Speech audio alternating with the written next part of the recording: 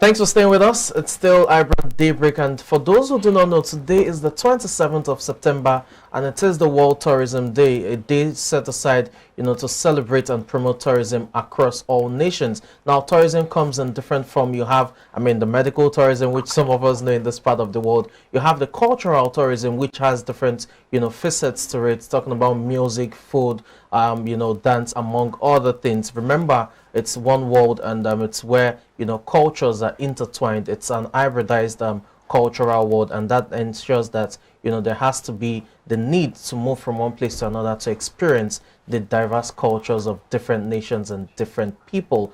Now, join us to discuss the World Tourism Day. Today's theme, or rather this year's theme rather, is rethinking tourism. In other words, we're rethinking tourism from the different angles right about now. Join us to discuss this is Mercy Emmanuel.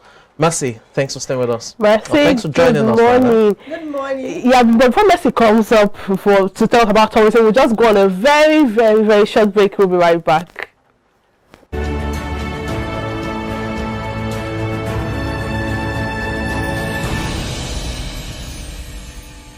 We still have Mercy Emmanuel, a tourism expert, here with us to discuss the World Tourism Day today, which has to do with rethinking tourism. Thanks for joining us. Good morning. Good morning. Good morning, Mercy. Mercy, you're so many things in one. You're a tourism expert too, and that's quite interesting. I'm not practicing. You're not practicing. So I'll just say I'm a tourism enthusiast. Okay. That's interesting. Okay. So, World Tourism Day? So today's World Tourism Day, yes. September 27, is set aside by the United Nations and World Tourism Organization to celebrate tourism. And this year's theme is Rethinking Tourism. Okay. The purpose of this year's celebration is to talk about the purpose of tourism and the role in our social and cultural practices. Okay. And again, we have different types of tourism. We have cultural tourism, we have educational tourism, which is even trending now. You see a lot of Nigerian students going abroad to study. We have medical tourism. In fact, our leaders practice it a lot. We have gastronomy tourism. Gastronomy tourism is part of cultural tourism, which is food. So maybe I'll just pick it one after the other. But again, there are different opportunities in the tourism sector. Talk of career and business opportunities. You can't say you're a tourism expert. You can't say you study tourism and you don't have a job. You can work as a travel agent. You can work in an hospitality industry, because of course there is no tourism without hospitality. Exactly. If you're a tourist, if you are going to a tourist location, if you are traveling to a place, you have to eat. You drink water, and when you eat, that means you are drinking water of the place you are visiting. So it's part of cultural tourism. I should pick it one after the other. It's okay. You just flow. So especially in Africa, we don't believe in relaxation, but the essence of tourism majorly is to, after a long month of working, you need that vacation, you need that space to relax, to enjoy yourself, to try new things. That's one of the essence of tourism. So if you talk about cultural tourism, you travel to a particular location, you eat their food, you experience their culture, you try to learn their language. And I said earlier that in cultural tourism, you have gastronomy tourism, where you eat the local delicacies and you even learn how to prepare these dishes. So talk of opportunities in tourism sector. If you are a tourism expert, or maybe you graduate as a tourism student, you can work in the hospitality sector, like maybe you work as an hotel manager. You can even be a caterer. I know people don't attach importance to hotel management job opportunities, but again, there's a lot of money in it. You can be an housekeeper. Forget that name, the housekeeper. Maybe it's not a little job. It depends on the kind of hotel or hospitality industry you are working with. You can't say, okay, I'm working with Transcorp Hilton as an housekeeper. You can't ridicule such person. So, and again, I say you can work as a travel agent. You can work in a travel agency. You can be a tour guide. Okay, so you have someone in America that wants to come to Nigeria to experience our culture. You draw the person's itinerary. Okay, when you get to Lagos, this is where you help the person book his accommodation, and you give the person an itinerary where he will be visiting when he gets to Nigeria. So if you don't have that organization that wants to employ you, can start up on yourself. You can build up a page on social media. I'm a tour guide. I'm into tourism. If you're interested in coming to my country, there are different places I can take you to in my country. There's Olumo Rock, there's a Erijisha Waterfall. In fact, there are different recreational centers in Lagos where you can visit. There's a bar beach and a lot. Now, you know, we mentioned so many things and opportunities in tourism, and you mentioned tourism is majorly about relaxation. And looking at educational tourism and medical tourism, now sometimes some people don't even want to go outside to school, but the system has forced people now to now go into educational or medical tourism. So in that sense, would you really say it's relaxation? So it's not majorly relaxation. I say one of the purpose is relaxation. So for someone that is going for educational tourism, you're traveling from Nigeria to America. It's because you don't have a choice, because you don't trust in the system. There are different reasons why people travel for education. Whether you don't have a choice or you have a choice. You have the money or you got scholarship or you're looking for better opportunities. So if you travel to America, for example, for education tourism, you get there, you eat their food. In fact, if you speak English before your English is not fluent, you learn more and you become better.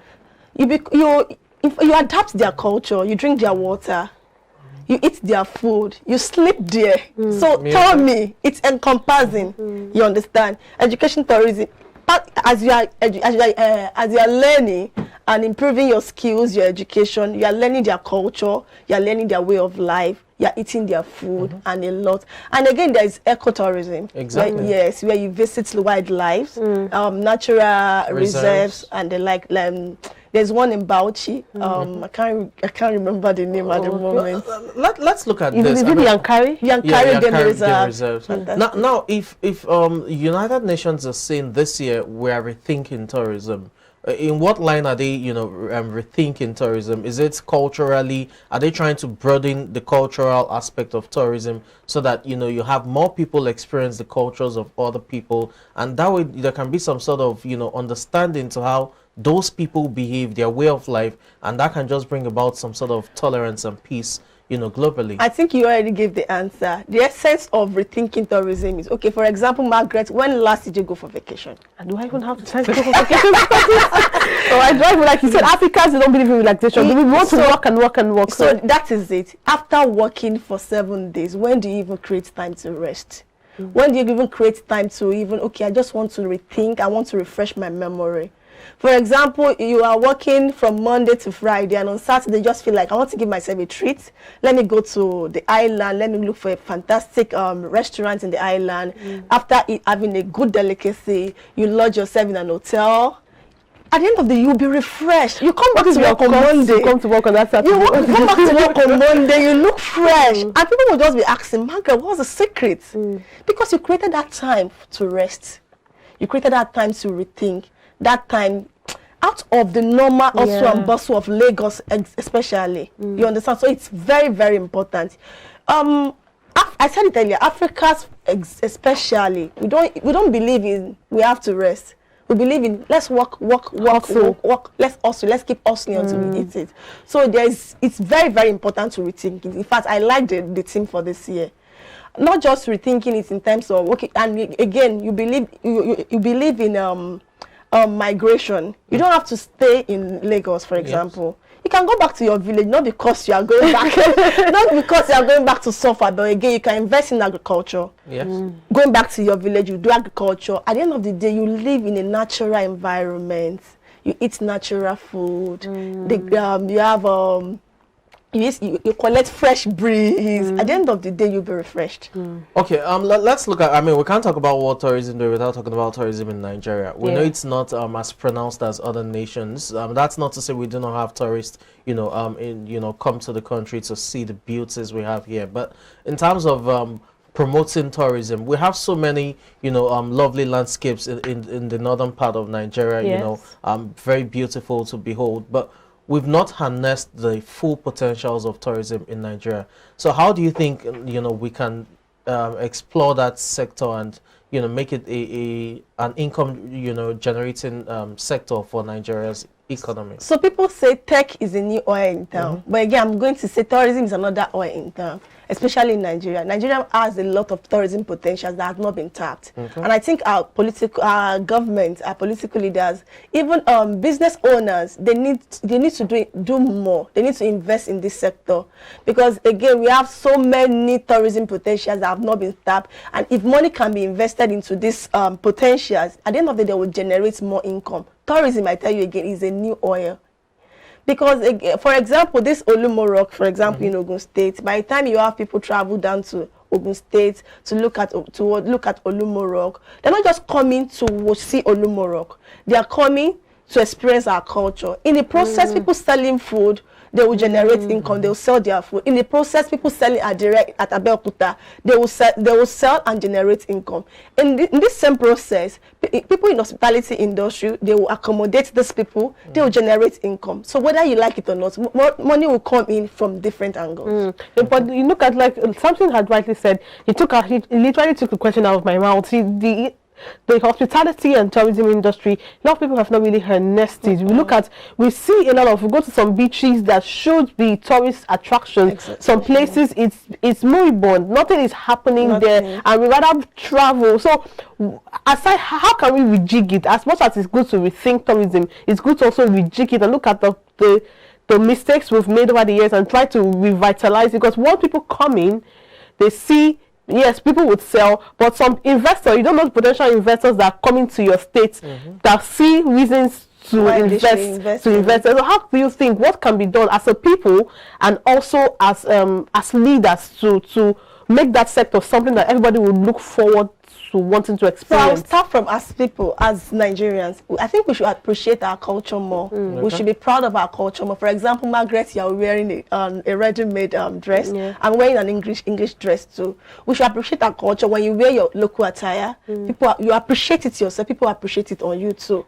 And again, the most important thing is our government and our business owner, they need to invest more in this sector. If our government can see the opportunities in this sector, if they can see at the end of the day, this sector will generate more income. If they invest in it, to generate more income for the country. If our government does not see the importance of this sector, and business owners that have the fund that can invest in this sector did not see the importance, then again, I think the one me and you will do will not even be up to anything. But everybody have a role to play in this. Government, business owners, we that don't even have the money to invest in the sector, we have a lot of role to play. See, Margaret is wearing, Samson is wearing suit. Where is your local attire? The job doesn't permit it.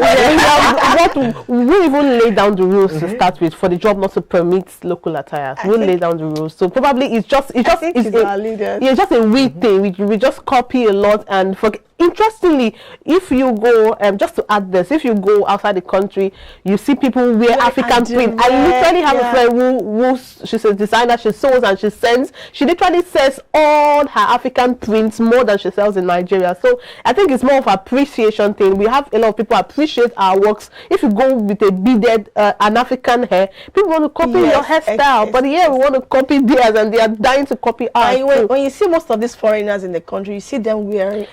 As a matter of fact, so I think that's something. Yeah, I think it's a good one. It's a great way to wrap up this discussion, because we hope that the people who are in charge, that's at the helm of affairs, are listening, and our tourism sector gets the needed boost and investment, so that we generate income. Gambia generates so much money, millions of dollars. Over 2 million people visit Gambia on a yearly basis just for tourism. So if we have that kind of numbers as well in Nigeria, what it will do for the economy.